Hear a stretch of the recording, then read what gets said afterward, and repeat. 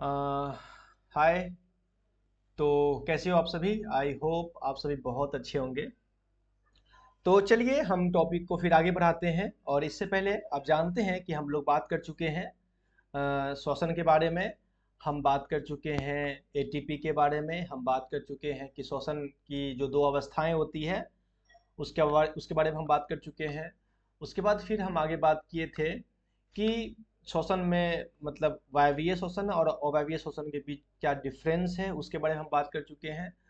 और उसके बाद हम बात किए थे पौधों में श्वसन, यानी पौधों में श्वसन के लिए कौन कौन से अंग होते हैं, किन किन ऑर्गन्स का इस्तेमाल पौधे अपने श्वसन प्रक्रिया में करते हैं, ये भी हम बात कर चुके हैं। और आज हम बात करेंगे कि इंसान यानी जंतु में गैसों के आदान प्रदान के लिए वो कौन से विशेष अंग हैं। Special respiratory organs in animals, यानी जंतु में गैसों के आदान प्रदान के लिए जंतु कौन से अंग का, कौन से ऑर्गन का इस्तेमाल करते हैं, इसके बारे में हम बात करेंगे। ठीक है ना? ओके।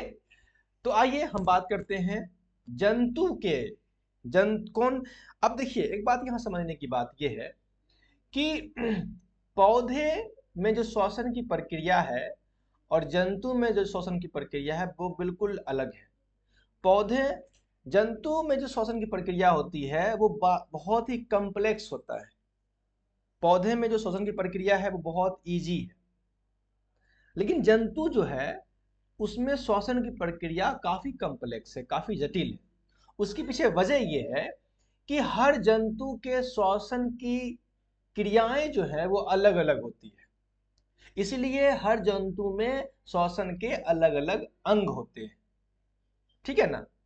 तो आइए हम छोटी जंतु से स्टार्ट करके इंसान तक पहुंचेंगे कि जो एक कोशिकीय जीव है, जैसे कि अमीबा या पैरामीशियम, वो सांस लेने के लिए कौन से अंग का इस्तेमाल करते हैं।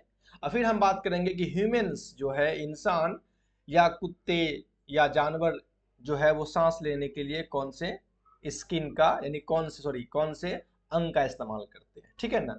तो पहला है, फर्स्ट है कोशिका झिल्ली, जिसे कहते हैं हम सेल मेम्ब्रेन्स। ठीक है ना? कोशिका झिल्ली यानी कि सेल मेम्ब्रेन। अमीबा जो है या पैरामीशियम, ये एक कोशिकीय जीव है। अमीबा या पैरामीशियम, याद रखिएगा, अमीबा या पैरामीशियम ये एक कोशिकीय जीव है।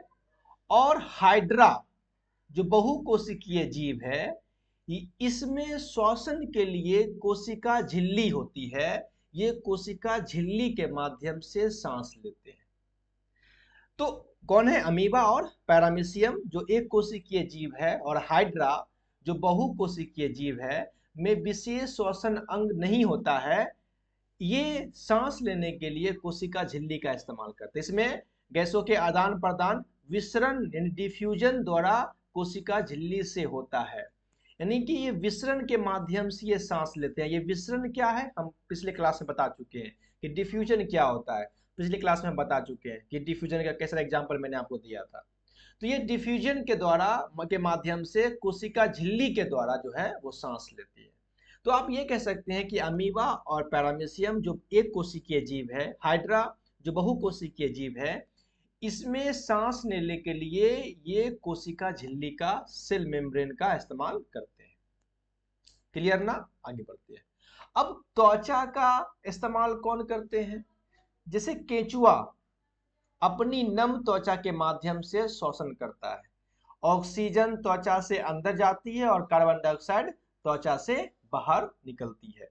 तो केंचुआ का जो आप नाम सुने होंगे, केंचुआ जो है वो सांस लेने के लिए यानी गैसों के आदान प्रदान के लिए अपने त्वचा, अपने स्किन का इस्तेमाल करते हैं। क्लियर ना? तो और त्वचा, चूंकि केचुआ के त्वचा जो है काफी सॉफ्ट होता है, तो वो उसी माध्यम से ऑक्सीजन को अपने बॉडी के अंदर लेता है और कार्बन डाइऑक्साइड को बॉडी से बाहर निकालता है। तो केचुआ जो है वो सांस लेने के लिए त्वचा का इस्तेमाल करता है। क्लियर ना? आगे बढ़ते हैं। उसके बाद है श्वास नलिकाएं, ट्रेकिया। अब श्वास नलिकाएं ट्रेकिया का इस्तेमाल कौन से ऐसे जीव हैं जो इसका इस्तेमाल करते हैं? तो कीटों में जो इंसेक्ट्स होते हैं में श्वसन के लिए श्वास नलिकाएं ट्रेकिया का जाल होता है, एक ट्रैप होता है। कीटों में श्वास नलिका का ट्रैप होता है। हवा श्वास रंध्र स्पाइरेकल्स ट्रेकिया में जो छोटे कीट होते हैं उसमें स्पाइरेकल्स होते हैं। स्पाइरेकल्स मतलब बहुत छोटा छोटा छिद्र होता है, में शरीर में प्रवेश करती है और उसी स्पाइरेकल्स के माध्यम से ऑक्सीजन जो है बॉडी में प्रवेश करती है और श्वास नलिकाओं द्वारा सीधे कोशिका तक पहुंच जाती है। यानी कि बहुत सारे कीट ऐसे हैं जिसमें श्वास नलिकाओं का एक जाल होता है, एक ट्रैप होता है, और वो जो कीट है वो श्वास रंध्र स्पाइरेकल्स के माध्यम से ऑक्सीजन को अपने बॉडी में लेता है और श्वास नलिकाओं द्वारा जो है वो कोशिका में चला जाता है। इसके कुछ एग्जाम्पल से कि टिड्ढा, तिलचट्टा या चींटी, ये सब जो कीट है, इंसेक्ट्स है, ये सांस लेने के लिए श्वास नलिका का इस्तेमाल, ट्रैकिया का इस्तेमाल करता है। क्लियर ना? उसके बाद है गलफरा, गिल्स। गिल्स का इस्तेमाल कौन करता है? हम अच्छे से जानते हैं कि मछलियों में गिल्स होते हैं। मछली पानी में घुली हुई ऑक्सीजन को गलफरों द्वारा ग्रहण करती है। गलफरे पानी से ऑक्सीजन लेकर कार्बन डाइऑक्साइड बाहर निकाल देती है। जब मछली जो आप देखते हैं तो मछली के आप गिल्स देखते होंगे, गिल्स के अंदर जो है वो गिल्स कोस्ट होते हैं, कई सारे मतलब आप देखते होंगे एक ब्रश की जैसा जो है वो कई स्टेप उसके अंदर बनाता है, उसे गिल कोस्ट कहते हैं। उसके माध्यम से जो है वो पानी अपने बॉडी के अंदर लेता है। जब पानी बॉडी के अंदर लेता है तो जब फिर पानी बाहर निकलता है तो बॉडी में ऑक्सीजन रुक जाता है, फिर पानी बाहर निकल जाता है। तो गलफरे का इस्तेमाल कौन करता है सांस लेने के लिए? मछलियां करती है, जैसे कि कुछ एग्जाम्पल मैं यहाँ लिखा हूँ, रेहू और कतला, या और भी कई सारी मछलियां हैं जो सांस लेने के लिए गलफरे का इस्तेमाल करती है। उसके बाद है फेफड़ा, लंग्स।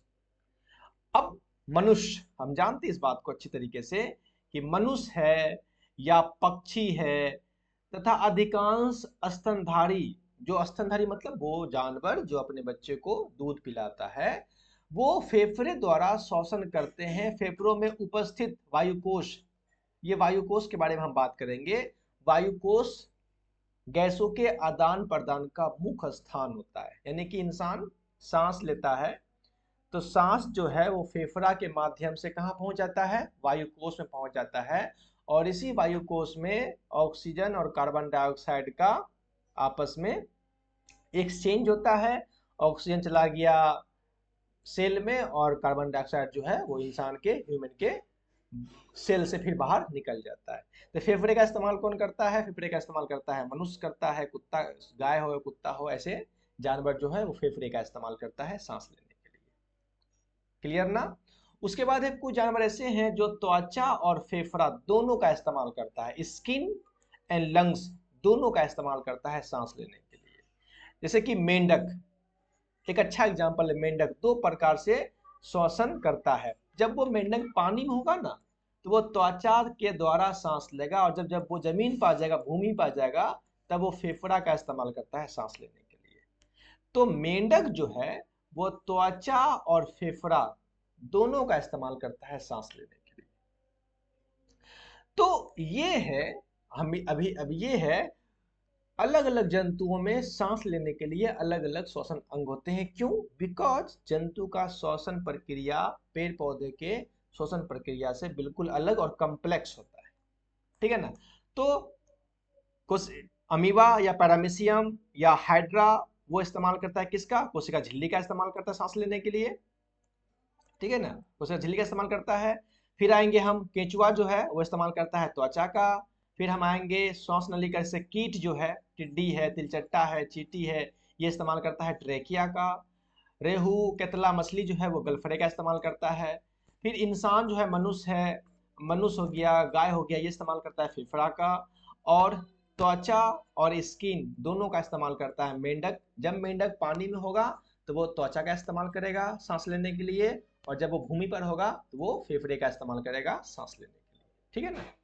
तो यहाँ तक इस वीडियो को हम स्टॉप करेंगे, और नेक्स्ट वीडियो में हम कुछ जानवर, कुछ ऐसे जंतु उसको लेंगे और वो किस, उसके श्वसन अंग, वो कौन किस अंग से सांस लेते हैं उसके बारे में हम बात करने की कोशिश करेंगे, ठीक है ना। यहाँ तक ये वीडियो स्टॉप करेंगे, आप नोट्स बनाते रहिएगा और वीडियो को देखते रहिएगा ताकि बात आपको अच्छे तरीके से समझ में आ जाए। ओके, फिर मिलते हैं नेक्स्ट वीडियो में, तब तक के लिए ओके बाय।